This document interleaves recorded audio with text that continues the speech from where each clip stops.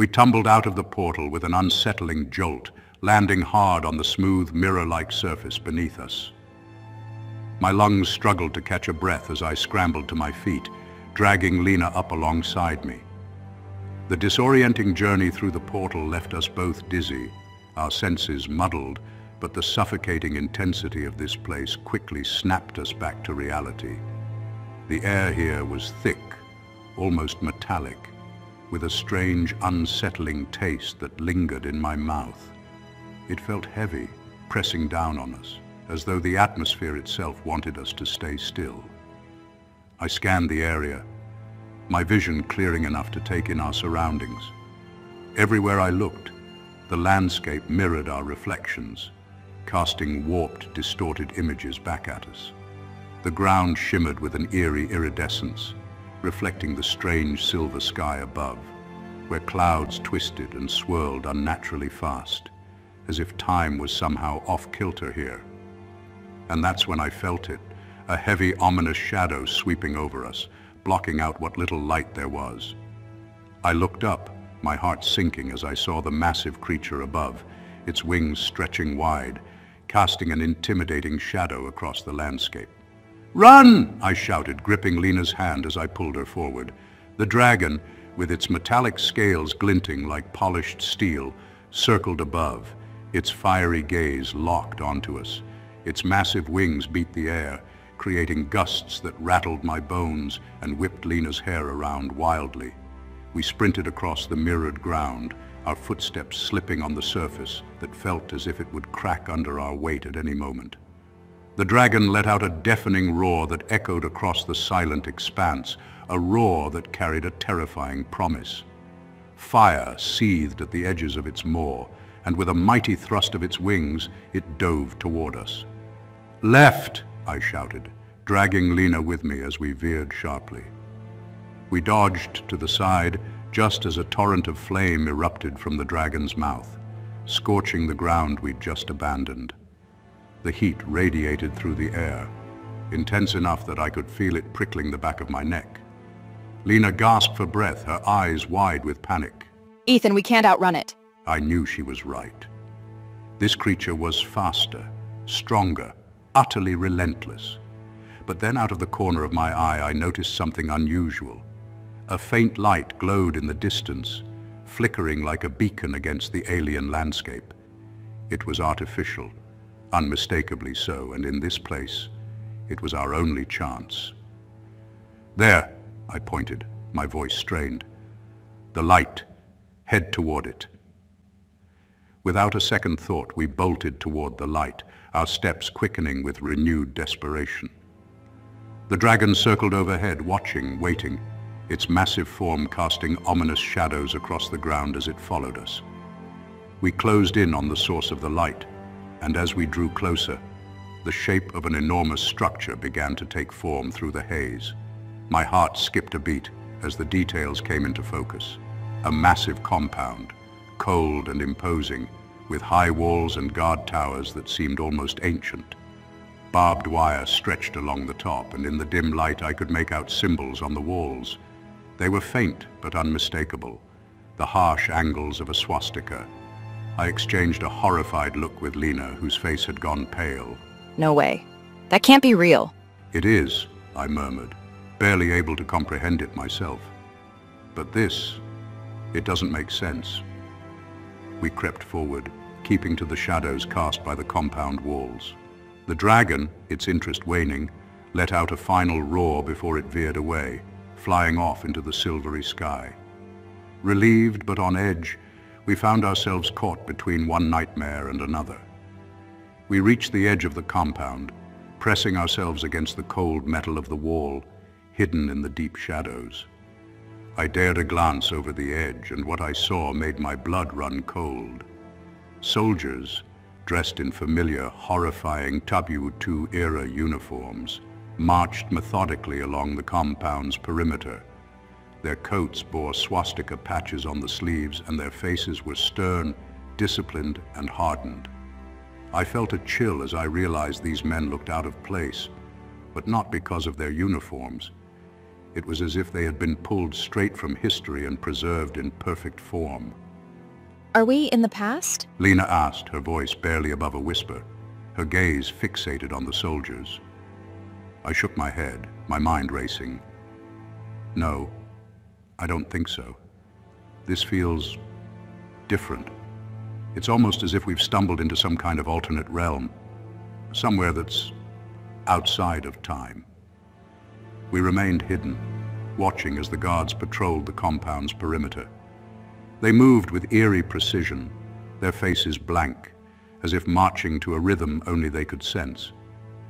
There was something unsettling about this place, as though it had been preserved from some darker chapter of history. I couldn't shake the feeling that this was another secret held tightly by the controllers, perhaps a realm given over to people who should have been forgotten. But what was this place? And why were its inhabitants so familiar, so hauntingly out of place? We have to get out of here. This place feels wrong, Ethan, like a nightmare from a history book. I nodded, glancing around for an escape route. The compound was enormous, fortified with high walls and barbed wire. The dragon had moved off into the distance, but with the soldiers here, we were still too exposed. There was no way out by force alone. We need to find a way to open another portal. We can leave this place behind before they even know we were here. Agreed, I murmured, feeling a flicker of hope. Let's keep low and quiet until we find a secure spot to use the Stargate device. With luck, we'll be gone before anyone realizes. We edged along the compound's outer walls, keeping close to the cold metal as we moved. Just as I reached for the Stargate device, a sudden shout rang out, cutting through the still air. Halt! Lena and I froze, our eyes wide. Several soldiers in dark uniforms spotted us from across the compound and immediately began advancing. Panic flared in my chest, but there was no time to act, no time to run. We were cornered, surrounded by armed men who blocked every exit. Don't move, one of the soldiers barked, his weapon trained on us. More soldiers joined him, their faces expressionless, their rifles trained steadily. Lena shot me a desperate look, but I could only shake my head. There was no way out. Within moments, the soldiers reached us, yanking our hands behind our backs and binding them tightly. They searched us, their movements quick and efficient. My heart sank as one of them found the Stargate device attached to my belt. The soldier examined it with a look of suspicion and curiosity before handing it over to an officer who tucked it away without a second glance. Move, one of the guards ordered, prodding us forward with the butt of his rifle. Lena's face was pale as we were marched through the compound, past rows of tents and barracks. The structures were adorned with flags bearing symbols that made my stomach twist. The dark red banners, the familiar black swastika. It was like stepping into a twisted version of the past, an unsettling mirage where remnants of history clung to life. The soldiers led us to a dimly lit corridor beneath one of the larger buildings.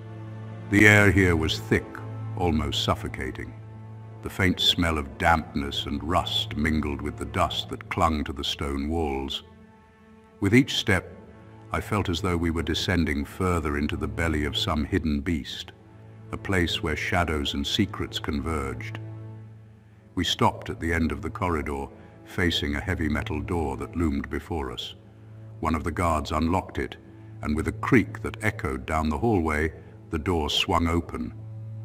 Inside, the guard ordered, shoving us forward. We stumbled into a small, windowless cell, its bare walls lined with rough stone, illuminated by a single flickering light. A single metal bench was bolted to one wall. The guards unfastened our bindings and stepped back, their expressions as blank as ever. I tried to catch one of their eyes, hoping for some flicker of understanding or pity, but their gazes remained distant, unreadable. Wait here, the officer said, his voice as cold as the cell around us. Someone will be along shortly to question you. With that, the guards stepped out, the door slamming shut behind them. The lock clicked into place with an unsettling finality, sealing us in. Lena and I were alone, trapped in a cell in a world that seemed frozen in a dark history that neither of us understood. Lena slumped onto the bench, burying her face in her hands. They took everything. The Stargate device, the frequency weapon, everything. I leaned against the cold stone wall, my mind racing.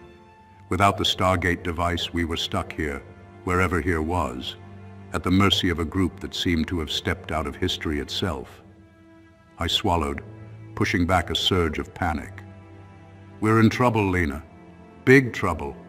And we don't even know who these people are or what they plan to do with us.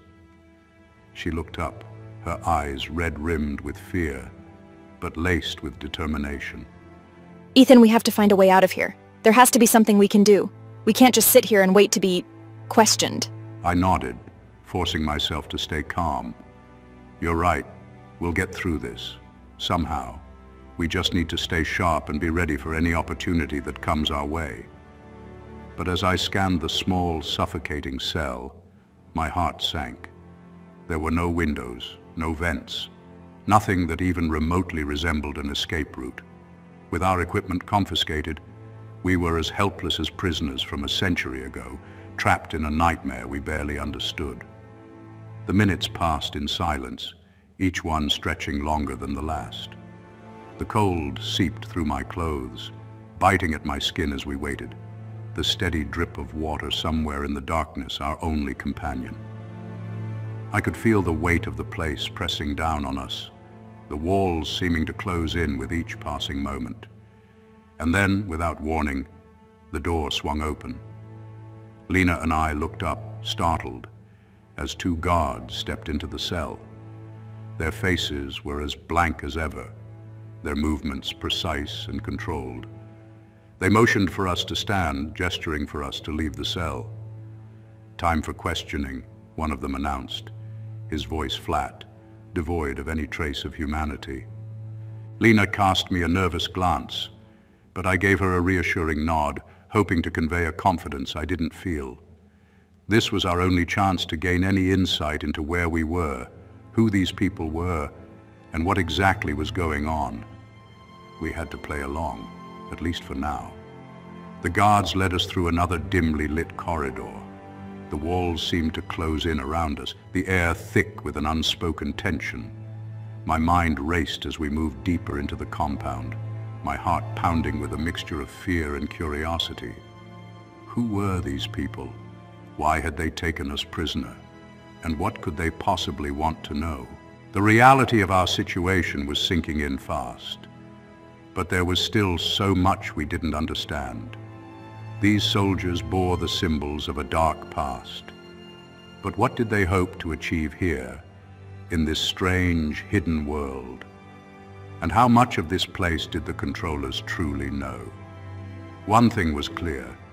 We were in a world where history's shadows still loomed large, a place where things that should have faded into memory had somehow found new life. And with our technology in their hands, these people now held the key to our only escape. Lena and I exchanged a glance, a silent promise to face whatever lay ahead together. No matter what they had planned for us, we weren't going down without a fight. The guards escorted us down a cold, dimly lit corridor, our footsteps echoing through the stone passage. The silence was oppressive, broken only by the occasional shuffle of the guards' boots. I could feel Lena's tension beside me. Her shoulders were stiff, her gaze hard as she walked, but a flicker of fear haunted her eyes. I shared that fear, the deep, unsettling sensation that we'd stepped into a world built on shadows and deception. Finally, we arrived at a heavy metal door. The guards unlocked it and nudged us inside. I took a breath, noting the smell of metal and stale air as we entered the room. The starkness of the space only heightened the dread coiling in my stomach. The room was dominated by a cold metallic table bolted to the floor, with two chairs positioned opposite each other. The fluorescent lights buzzed faintly, casting a sterile, almost surgical glow across the surface. It was an unsettling blend of antiquated design, straight out of some mid-century bunker, and advanced technology, with sleek, unrecognizable panels blinking in low, eerie rhythms along the walls. The guards instructed us to sit, then left without another word, the door slamming shut behind them with a resounding thud. A heavy silence fell over the room, and I felt the weight of it pressing down on us. Lena whispered beside me, her voice barely audible. What is this place, Ethan? I shook my head, unable to answer. The longer we stayed here, the more disoriented I felt. Nothing about this situation made sense. Our captors seemed caught in a strange mixture of past and present, as though they belonged to another era, but wielded power beyond our understanding. A few minutes passed, stretching into an uncomfortable silence. The tension hung heavy in the air, and every tick of the clock felt like a countdown to something unknown and dangerous. Then the door opened again. A man entered, dressed in military attire that was strikingly familiar, dark, with sharp angles, meticulously pressed. His face was set in a stern expression, and his posture held an unsettling rigidity. Every movement he made was precise, mechanical, almost as if his body operated by gears rather than muscles. He stood before us, scrutinizing us with an intense gaze. "Welcome, foreigners, or should I say trespassers," he said, his voice laced with a thick German accent. His gaze swept over us, landing on the logos stitched on our clothing. I exchanged a quick, uneasy glance with Lena. The man's formal, almost theatrical way of speaking seemed to come from another era, and yet his words were chillingly direct. "You are out of bounds," he continued, his gaze narrowing. "This area is strictly controlled, and individuals such as yourselves are of particular interest to the mission." I swallowed, my mind racing. The mission, whatever it was clear we'd been seen as more than intruders. There was something they needed from us. "Your names?" he demanded, his tone as flat and unfeeling as the room around us. "Dr. Ethan Cole," I replied, struggling to keep my voice steady. "And this is Lena." He inclined his head slightly, as if filing the information away. Then he crossed his arms and looked at us with cold calculation. "You will answer our questions, Dr. Cole, Ms. Lena. Any attempt to deceive us will be severely discouraged." The implied threat sent a chill down my spine, but I maintained eye contact, hoping to show no fear. Lena stiffened beside me, but her gaze remained steady. The interrogator paused, studying us with an unreadable expression. "Explain to me how you came to be here in Area 50 and the means by which you traveled." I hesitated, unsure of how much to reveal. The Stargate device had been our escape, our lifeline. I wasn't about to give it away so easily, even if they had confiscated it. "We stumbled across a doorway," I said cautiously. "It was by accident. We didn't mean to intrude." The interrogator raised an eyebrow, clearly unimpressed. "Do not waste my time with feigned ignorance. The device you carried is no ordinary doorway. It has significant properties of interest to us. Explain its workings." I shot Lena a glance, hoping she understood the silent message. Play it down, deflect. We couldn't afford to let them know the full extent of the Stargate's power. "It's experimental," I said, carefully choosing my words. "A prototype for testing spatial coordinates. We weren't even sure it would work." The interrogator leaned forward, studying me intently. His gaze was sharp, probing, and I had the unnerving feeling that he could see right through me. "And yet, you appear here, uninvited and out of place. Tell me, Dr. Cole, do you truly expect us to believe that this was all happenstance?" I said nothing, hoping silence would serve as a shield. But it was clear he wasn't finished. He folded his arms, his gaze shifting between Lena and me. "Your attire," he noted, eyeing the NASA insignia on our suits. "Area 51, correct? You and your associates believe yourselves to be guardians of some higher knowledge, do you not?" Lena stiffened, and I felt a jolt of surprise. How did he know about Area 51? And what exactly did he know? The interrogator smiled, a cold, humorless expression. You are not the first from Area 51 to trespass. The controllers have seen to that. But your technology, the device, is unusual. A means of travel they have yet to share with us. His words hung in the air, charged with a strange intensity. I glanced at Lena, who looked as baffled as I felt. The device, the Stargate, it was clear they knew of its significance, even if they lacked the means to control it themselves. And for reasons still unclear, they seemed to envy our connection to the controllers. Allow me to enlighten you. You are currently in Area 50. This is our realm, our territory, one which we acquired with our own strength and determination. I tried to keep my face impassive, though my mind was reeling. Area 50. It sounded like something out of a science fiction story, yet here we were, surrounded by people who operated under a different set of rules, perhaps even a different version of history. He straightened, his expression hardening. It was not our choice to abandon your so-called Area 51. We did not wish to leave the public eye, but certain agreements were made with the controllers. Agreements that ensured our survival and the establishment of the Fourth Realm. The words sent a chill through me. This was not just a hidden compound, not just a base for renegades. This was an entire society, a regime allowed to thrive in secrecy, its past horrors preserved under the watchful eye of these controllers. You and your people operate under the illusion of control. But here in Area 50, we answer to no one. We have built a new order, a Fourth Reich, a realm of true power. The controllers may observe, they may advise, but they do not command us. Lena's hand tightened on the table, and I could feel the tension radiating from her.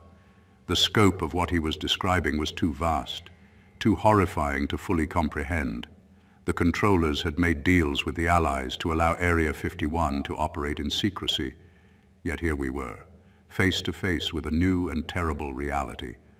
A hidden empire created in parallel to ours, forged in darkness.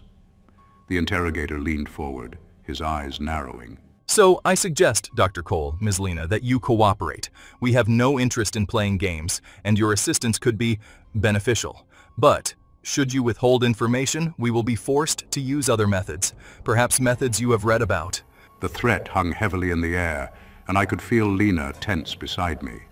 I forced myself to remain calm, even as my mind raced with questions and fears. This was no idle threat. This man had made it clear that they possessed the power to act without restraint, and the controller's shadowy influence only heightened their sense of invincibility. The interrogator studied us both for a long moment, as if weighing our reactions. Then, with a curt nod, he rose from his chair. Consider my words carefully. You are now part of history's preservation, whether you choose to cooperate or not. The Reich has endured long enough to know how to obtain the answers it requires. Without another word, he turned and left the room, leaving us in silence. The door closed with a hollow thud, and I heard the lock click into place, sealing us in. For a moment, neither of us moved. The weight of his words, the implications of everything he'd revealed, settled heavily in the air. Lena leaned closer, her voice barely a whisper. Ethan, it's beyond anything I could have imagined. An entire world hidden from history. This Fourth Reich. I know, I replied, my voice strained. The controllers, they've let this happen. They've allowed these people to build a realm outside of time, hidden from everyone. And now they want us to help them. Lena's eyes were dark with determination. We can't stay here, Ethan. Whatever it takes, we have to find a way out. I nodded, feeling the weight of our predicament. The Fourth Reich held us captive, but we weren't about to give them what they wanted. No matter what, we had to find a way to escape. The guards entered our cell in perfect mechanical unison, their faces impassive as ever. Their silence and their rigid, synchronized movements made them appear more like extensions of the walls around us than men of flesh and blood. They gestured for us to follow. I glanced at Lena, who was as tense and wary as I felt. Still we stood, steeling ourselves, and followed the guards out of the cell. The corridors were dim and quiet, with the faint hum of machinery reverberating through the walls. At the end of the hallway, the guards led us through a pair of wide, reinforced doors. As they opened, a starkly different atmosphere greeted us. A vast, high-ceilinged laboratory spread before us, filled with rows of machines and monitors, their screens displaying intricate data. The air smelled faintly of chemicals, electronics, and something almost sterile. Scientists in crisp uniforms moved through the lab with quiet efficiency, each absorbed in their task. There was no clutter, no chaos. Every instrument was placed precisely, every screen organized with methodical care. One scientist, however, stood out from the rest. A woman in a sharp white lab coat was positioned near a large monitor displaying what looked like a grid map of this realm and several others beyond it. She turned as we approached, her eyes keen, intelligent, and assessing as they fixed on us. Her face held an expression of restrained excitement, a hunger for knowledge that glinted like something sharp and cold. Her voice, when she spoke, was smooth and precise, tinged with a German accent. Dr. Cole? Inclining her head slightly. I am Dr. Clara Weiss, Chief Scientist of this facility. I've heard much about you and your unique device. She spoke English fluently, with a formal tone that somehow made each word feel heavy. I nodded, watching her warily. Dr. Weiss's gaze lingered on me with an intensity that was equal parts admiration and possession, as though I were a rare specimen she was eager to dissect. Your Stargate device? It's a remarkable piece of technology, wouldn't you agree? We have known of such concepts, but the controllers have yet to grant us access to them. The tension between us thickened as I considered my response. It's certainly unique, I managed, keeping my tone neutral. She offered a small, pleased smile, then gestured to the machines and monitors around us. This lab is the heart of our research here at the edge of Area 50, situated just beyond the main city and close to the frontier. Beyond this area lies a vast realm, separated by natural and artificial barriers. And, as you may have guessed, there are other areas as well. She gestured to the large map displayed on one of the monitors, a complex network of sectors and boundaries that divided realms by walls of ice and other barriers. My gaze traced the outline of a massive ice wall, clearly marked as the limit of Area 50. Beyond it, a realm labeled only with numbers stretched into the unknown. These walls are what separate us. Dr. Weiss continued, her voice filled with admiration for the structure of it all. We have built our civilization here, in partnership with the controllers, who ensure that each region maintains its specific character. Each realm operates under a distinct order, all for the purpose of ensuring the proper separation and management of, well, the races. Lena, standing beside me, shifted uneasily, her eyes narrowing. So the controllers keep everyone contained, organized by area? Dr. Weiss's lips curved slightly. It's all very intentional, Ms. Lena. You might say, organized to perfection. Control and order are the lifeblood of this place. Here, we are free to govern, to work toward a new order without the misunderstandings of your world. She continued to lead us through the laboratory, her voice droning on about the various projects, each section dedicated to some controlled field of science or technology. Her pride was evident, and the whole setup felt meticulously crafted to ensure absolute order. Eventually, a door at the far end of the lab led us into the open, where the city stretched out before us. As we stepped outside, I could feel the full scope of what had been built here, a city so precisely constructed, so clean and systematic, that it was unsettling in its perfection. Tall, uniform buildings lined the streets, each bearing the same sleek, modern facade. But it was the symbols on every structure that caught my eye. Every surface, every corner seemed to be adorned with the familiar insignia, the swastika, printed onto banners that flapped in the breeze, engraved on building facades, even stamped onto the ground in certain areas. We walked down a wide boulevard, and Dr. Weiss continued to speak as if reciting a well-rehearsed speech. This city is one among millions, without borders, without nations, only the Fourth Reich. Our leaders, soldiers, scientists, workers, all dedicated to the vision of a perfected society, one that is entirely free of the distractions found elsewhere. Screens were mounted on almost every building we passed, each one showing a continuous reel of carefully selected images. Propaganda videos displayed an idealized version of life in this realm, with families of all races, including green and blue-skinned individuals, working together in what seemed like perfect harmony. The screens flashed images of strong, healthy citizens laboring side by side, faces arranged into expressions of disciplined contentment. As I watched, I realized with a chill that this was no mere illusion. Here, order was the highest value, enforced with precision and pride. Wait, is that... Yes, I replied quietly. The streets were populated not only by people of European descent, but by others as well.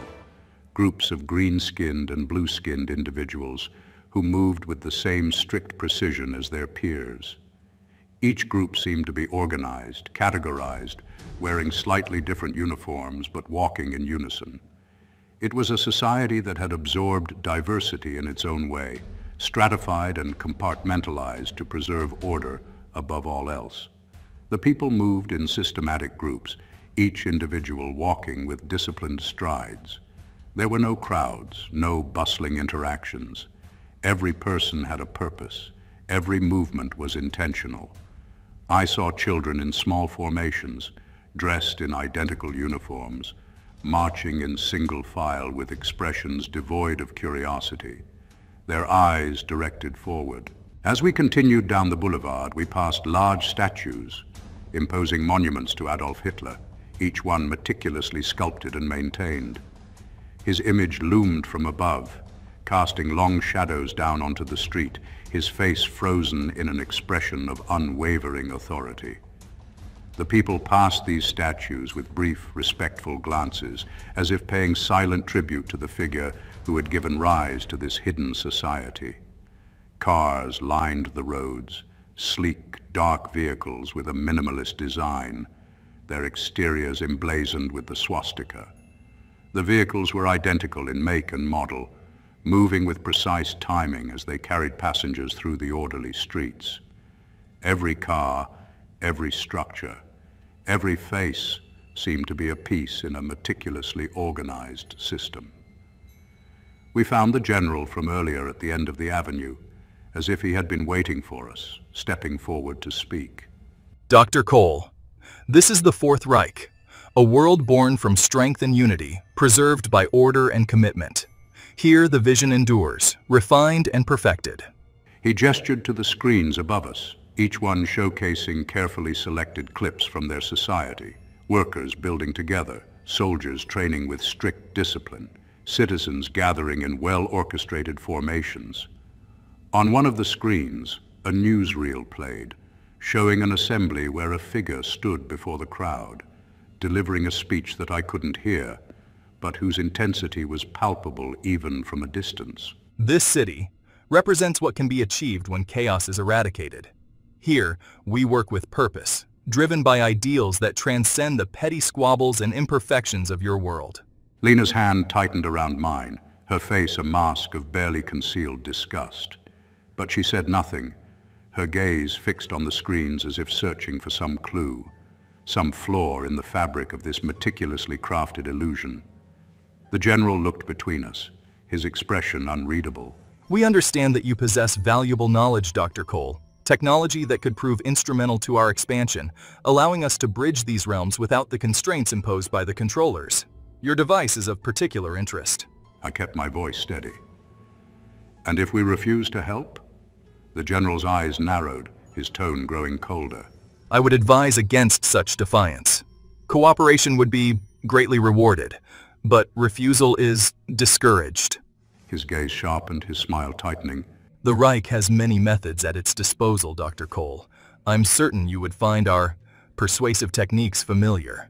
A chill crept up my spine, but I met his gaze evenly. What would you have us do? The general gestured toward the city around us. First, I want you to see what we have built here.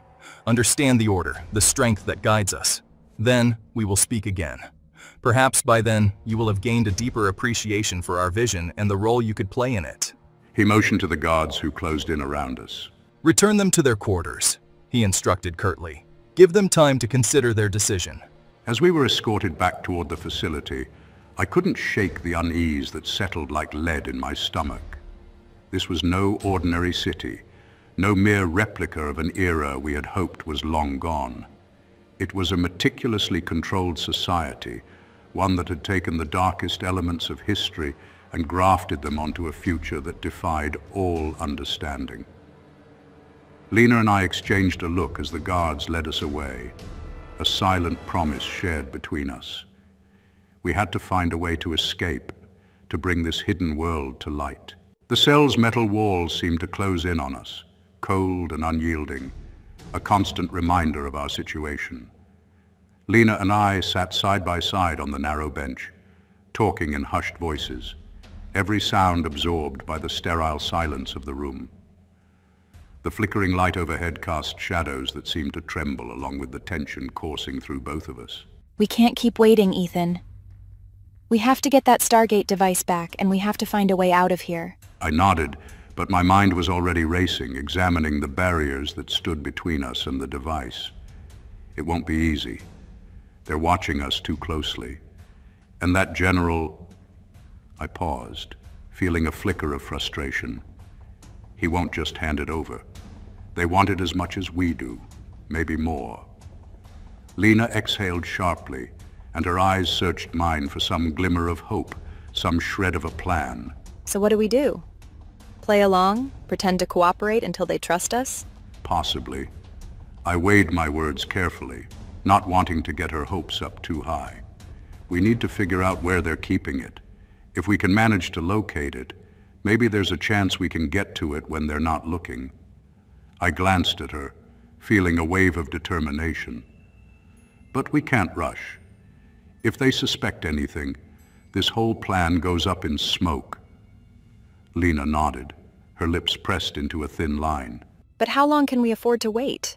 They've got guards posted everywhere, and every time we step out of line, they're watching us. She crossed her arms, her face etched with frustration.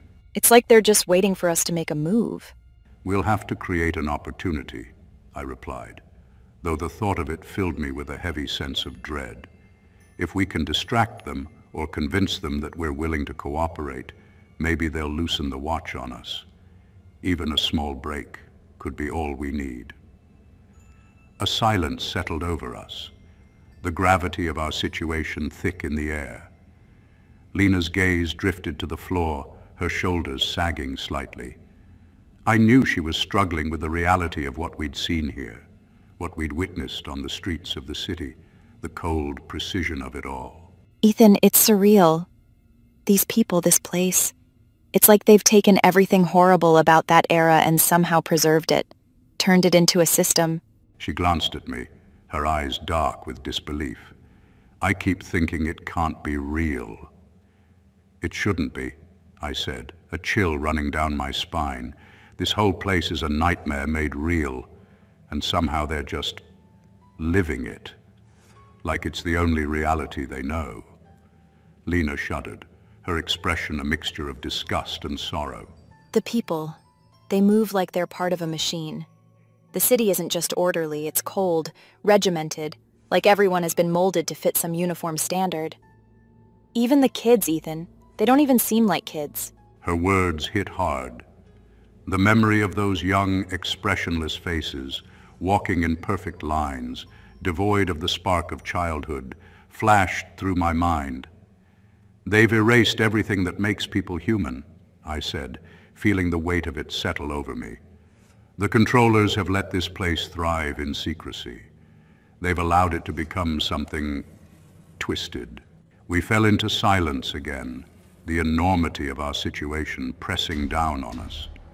The distinct metallic scrape of a key turning in the lock. Our heads snapped up as the heavy door swung open and a familiar figure stepped into the cell. It was the general, his posture as rigid and imposing as ever. He was flanked by two guards, their expressions as impassive as the metal walls around us. Dr. Cole, Ms. Lena, you are summoned? Lena frowned, a spark of defiance in her eyes. Summoned by whom? The general's mouth curved into a thin, humorless smile. The Fuhrer has requested your presence. A cold shock ran through me, and I felt the blood drain from my face. I exchanged a glance with Lena, her expression mirroring the disbelief and horror swirling inside me. The Fuhrer? I echoed, my voice barely a whisper. You mean Hitler? The general's gaze remained steady, almost reverent. Yes, He replied, his voice laced with a strange pride. our Fuhrer has survived. Thanks to the advancements of our scientists, he lives to continue guiding us, even in his advanced age. And he is most eager to meet the individuals who possess technology that could secure the future of our Reich. I stared at him, my mind reeling.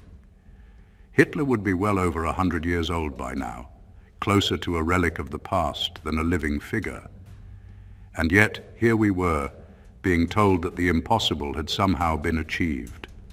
This man who had escaped justice, who had fled to build a secret empire, was still alive. Beside me, Lena's face was a mixture of fear and disbelief. That can't be true. It's impossible. The general's eyes narrowed, his voice as steady as ever. Our scientists, led by Dr. Weiss, have made significant advancements. Through the most advanced preservation methods, the Fuhrer has been sustained, his life prolonged to continue guiding our society. Consider yourselves honored. Very few are granted an audience with him. My stomach twisted with a nauseating blend of dread and disbelief. This couldn't be happening. It defied all logic, all reason, and yet the general's tone left no room for doubt. The general stepped back, motioning to the guards. You will accompany us now. The guards stepped forward, positioning themselves on either side of us. Lena and I exchanged a final look, her hand briefly squeezing mine as if to anchor us both. We had no choice but to follow, our minds grappling with the impossible truth that awaited us. As we were led down the cold, sterile corridors of the facility, my heart pounded in my chest. Questions raced through my mind, each one more horrifying than the last. How had they done this? How had they preserved a man who should have been lost to history, a name that should have faded into the annals of infamy? The corridors stretched on, turning and winding until it felt as though we were being led deeper into the bowels of the compound. Finally, we arrived at a pair of heavy, reinforced doors guarded by 2 soldiers. They moved aside as we approached, and one of the guards entered a code, unlocking the doors with a low, metallic groan. As the doors swung open, I felt the weight of the moment press down on me. Beyond the threshold lay the answer to one of history's darkest mysteries, the embodiment of a legacy that had defied death itself. The guards gestured for us to enter, and I took a deep breath, steeling myself as we stepped forward, our footsteps echoing in the cold silence. Ahead of us lay the room where Hitler himself. The guards guided us down the long corridor, Lena's face tight with disbelief, her eyes darting between the guards and me, her disbelief mirrored in my own thoughts.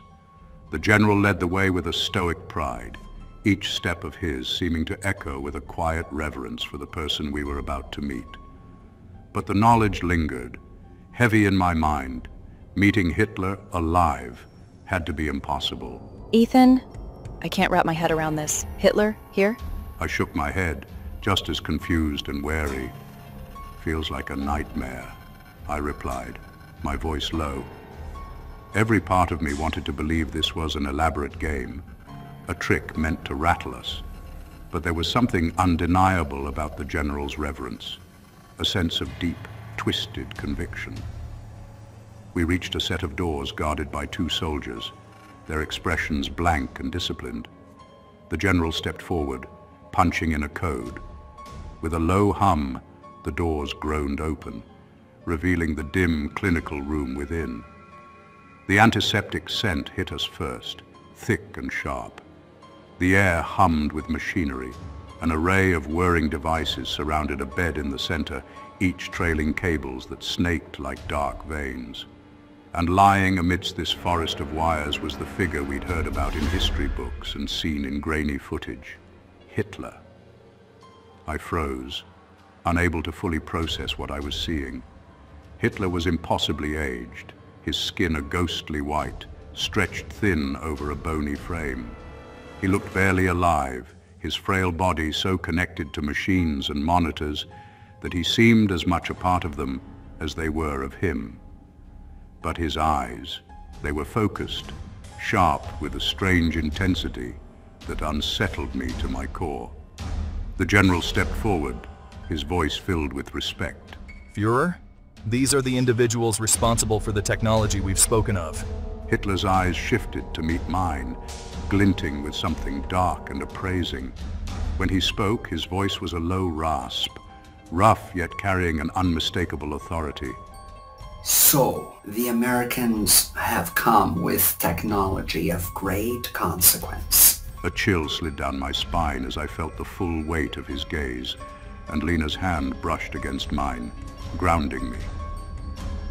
Hitler looked over us with an eerie calculation before gesturing weakly to the general, who took a respectful step back. "What do you want with the device?" I managed to ask, my voice tense. A thin smile appeared on Hitler's face, and he inclined his head ever so slightly, almost like a gesture of camaraderie.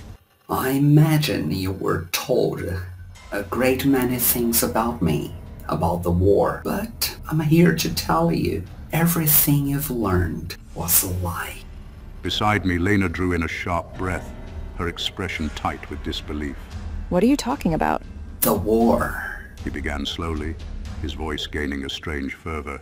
The aliens, the ones you see as saviors, they weren't fighting for the freedom of humanity. They were making a pact with the controllers. They agreed to hand over the world to create a system where power would never belong to the people. The room was utterly silent, and his words seemed to echo, bouncing off the walls and embedding themselves in the cold, sterile air. The controllers created them, fostered them, guided them. The aliens made their arrangement, one that would ensure an Earth under the firm hand of those who've never even seen. The Third Reich was the last stand, our attempt to keep control where it belonged, in our world, not with them. Are you expecting us to believe this? Lena asked, her voice laced with skepticism. Hitler's eyes flashed, his thin smile fading. You've seen what lies beyond the ice walls. You've seen the world you were never supposed to know exists. And yet, you doubt what I tell you? The aliens helped create the controllers. When they realized that we wouldn't submit, they struck, pushed us into a retreat, and painted their picture of history, a picture that you accepted blindly. The enormity of his claims washed over me like a cold wave. The idea that everything we knew could have been orchestrated, that the controllers had wielded such influence over history, defied belief. But here we were, in a hidden world, facing the embodiment of a history we'd never been taught. I saw through them. Hitler went on, his voice carrying a disturbing intensity. I wanted to control the world, to keep it free from the likes of them. They sought dominion. I sought sovereignty for humanity, for our people. But, of course, that's not what you learned. I wanted to protest, to counter him, but words failed me. Every fiber of my being rebelled against what he was saying. Yet here, in this forgotten place, he was giving an answer, a reason, to everything we had seen. After the war, after we made our retreat, he continued, we came here. We were granted this place. An arrangement, if you will. An agreement that we would remain, quietly building the Fourth Reich, away from your Earth, as long as we didn't interfere. So what's changed? Lena asked, her voice steady despite the weight of his claims. The controllers are growing bold, and your NASA, their NASA, is the key. The lies they tell about Earth, about space, about everything beyond the ice walls. are all designed to keep you contained, compliant. You were told the Earth is a globe, so you wouldn't question what lies as its borders. Told of space, planets, a universe, all distractions to keep your attention away from the truth. The room felt like it was closing in, the air thick with an oppressive weight. His words rang in my mind, stirring up a storm of thoughts I hadn't let myself consider. We don't need your device, Hitler added, his eyes narrowing. You can keep it, but we need the technology it uses. We need to open a gate large enough to return, to re-enter Earth and reclaim our world. This Fourth Reich, this hidden realm, it was never meant to be the end. It was a stepping stone. He paused, his eyes boring into mine. Join us. Use your device and help us harness its power. Together, we can return and free humanity from the controller's grip. If we bring this technology to bear, we can break their hold on your Earth, tear down their lies. A deep silence filled the room as his words hung in the air. My pulse pounded in my ears, and I looked at Lena, her face pale, her eyes wide with shock and horror. She turned to me, her expression a mixture of disbelief and the dawning realization of what we'd been pulled into. You don't have to choose yet, he added, his voice softer, almost coaxing. Think it over. You've seen the city, you've seen what we've built. Imagine what we could create if we weren't confined here. This is not a prison. It's a waiting room, a world we were given all in temporarily to hold us back until the right moment. We're not here to help you conquer Earth, I said, my voice trembling but resolute. We came here by accident, and we're only trying to get home. Hitler's smile widened, his eyes glinting with a mixture of cunning and satisfaction.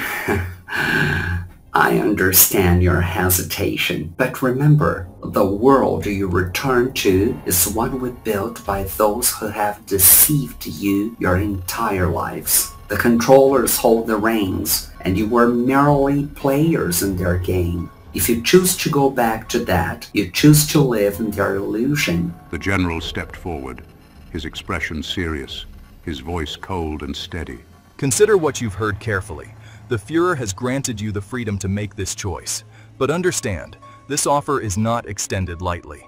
Lena took a step back, her voice a whisper. We need time. Time is granted, Hitler replied, his voice barely above a murmur. but the truth remains the same. When you decide, know that you're not just choosing a side. You're choosing between truth and lies, freedom and servitude. The general gestured for the guards, who moved to lead us out. As we turned to leave, I cast one last glance at the man lying amidst the machinery, sustained by technology older than any of us, yet claiming to hold the keys to a new world order. The doors closed behind us, sealing us back into the maze of corridors, but the weight of what he'd said clung to me, heavy and cold. The guards led us back to our quarters in silence. As soon as the heavy door clanged shut, Lena and I exchanged a stunned look. The room felt colder, heavier with what we'd just learned from Hitler himself. Do you believe him? Lena whispered, almost as if speaking too loudly would make it all more real.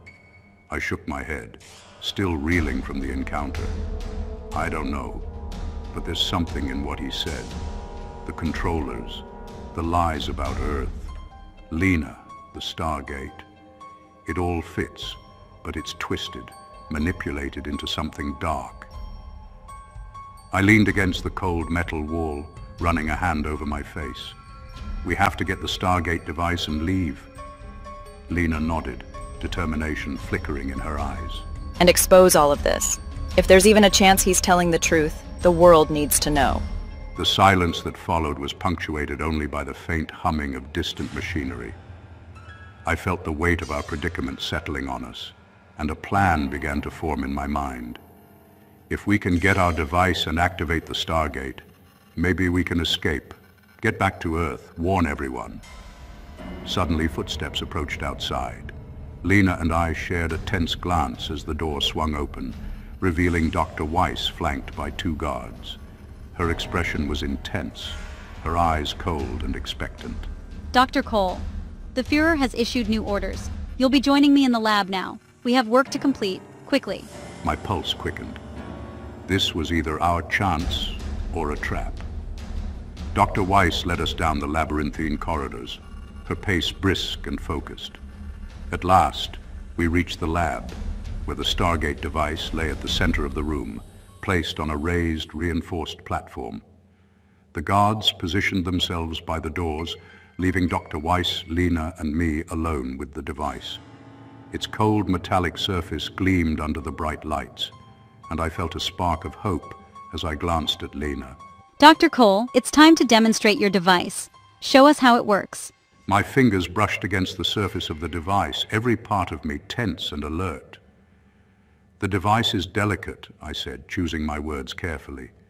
It requires precise adjustments to create a stable portal. One wrong move, and it could destabilize. Dr. Weiss's expression grew impatient. Then do it properly, she said, stepping back to observe.